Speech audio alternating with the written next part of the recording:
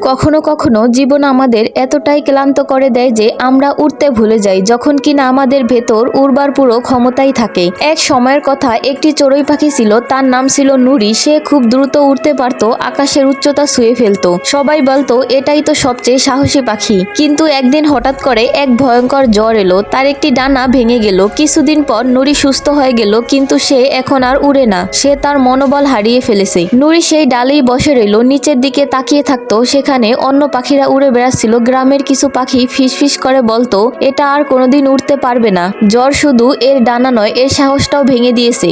নুরি চুপচাপ থাকতো। একদিন জঙ্গলে আগুন লাগলো, তখন সবাই জীবন বাঁচিয়ে ভাগতেছিল। তখন নুরি দেখলো একটি বাসায় দুইটি ছোট্ট পাখির বাচ্চা ভয়ে চিৎকার করছে। তখন নুরি ভাবলো আজ যদি আমি না উড়ি, তবে এই ছানাগুলো হয়তো আর কখনো উঠতে পারবে না। নুরি চোখ বন্ধ করলো, হৃদয়ের কথা শুনলো আর উড়ে গেল। ধীরে ধীরে, একটু পর দ্রুত, ঠিক ততটাই দ্রুত সে এক সময় উঠত। সে ওই ছোট ছোট ছানাদের ঠোঁটে তুলে নিল আর একে একে সবাইকে নিয়ে উড়লো। জঙ্গল শান্ত হওয়ার পর সব প্রাণীর নজর সেই নুরির দিকে পড়ল। তারা ভেবেছিল নুরি আর বুঝি কখনোই উঠতে পারবে না, কারণ সাহস কেউ এনে দেয় না, সাহস নিজেকেই ফিরিয়ে আনতে হয়। ডানা ভেঙে গেলে উড়ান থেমে যায় না, কিন্তু যখন মনোবল ফিরে আসে তখন ঝড়ের বুক চিরেও সামনে এগিয়ে যাওয়া যায়।